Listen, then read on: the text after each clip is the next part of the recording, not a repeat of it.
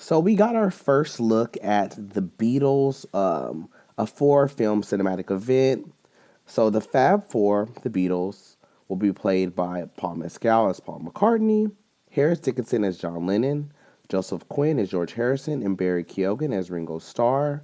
So our first official look for the movie, which is set which is set to be released in theaters in 2028. We via postcards. These postcards were put at very distinct places within the Beatles' career. So we have the Liverpool Institute for Performing Arts, a school that Paul McCartney founded.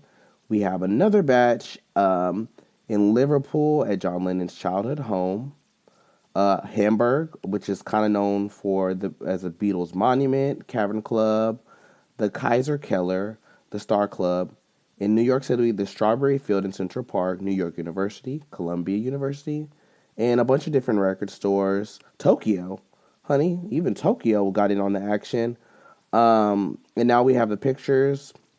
So in addition to the men, the girls were very important in the Beatles' lives, right? So we have Schwartz Ronan as Lennon McCartney. Um, we have Mia McKenna Bruce as Maureen Starkey, Anna Sawai as Yoko Ono, Amy Lee Wood as Patty Boyd, um, and Leanne Best as Mimi Smith.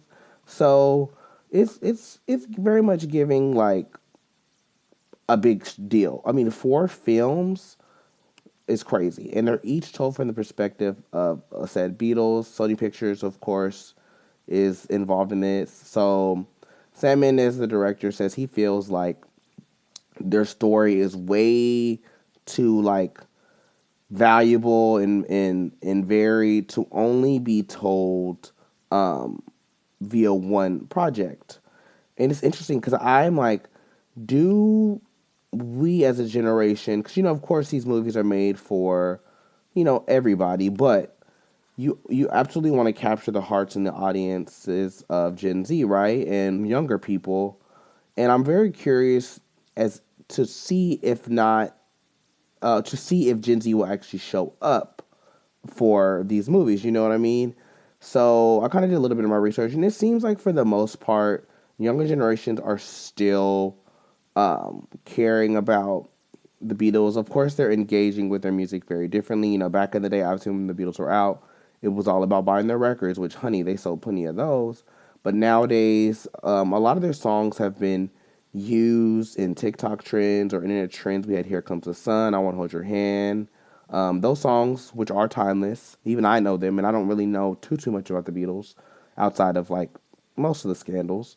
Um, or I should say, I don't really know much about their um, music or their albums. Like I believe, I've seen Help, I've seen A Hard Day's Night. I feel like I've seen like a few of their movies, but I don't really know too much about their history. So I love autobiographical movies regardless. So I'm definitely going to be like tuned into this.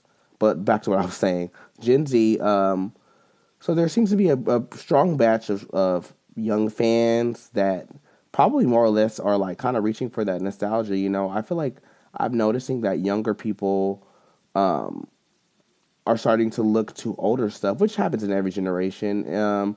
You see it now with a lot of '90s R&B stars, and the Beatles even predate that by 30 years. So I could absolutely see younger people showing up. But like I said, I wasn't really sure or not if we as a generation cared. But I mean, we had um, the Freddie Mercury biopic. So and that did well. So again, I can't see why the Beatles, who are arguably probably a little bit bigger than him and Queen, wouldn't have people showing up. For me, my main thing was, will people show up for four separate movies, especially four separate movies that are going to be in theaters? Like that to me is such a bold choice. So they must really, really believe in where this movie is supposed to go. But anyways, my question for you all is: are you going to see all four movies, or are you just going to go see the favorite movie of your favorite Beatle?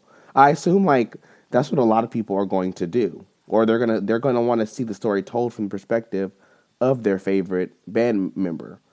But I don't know. I don't know. Maybe, maybe not. Let's see. I guess time will tell whenever it comes out.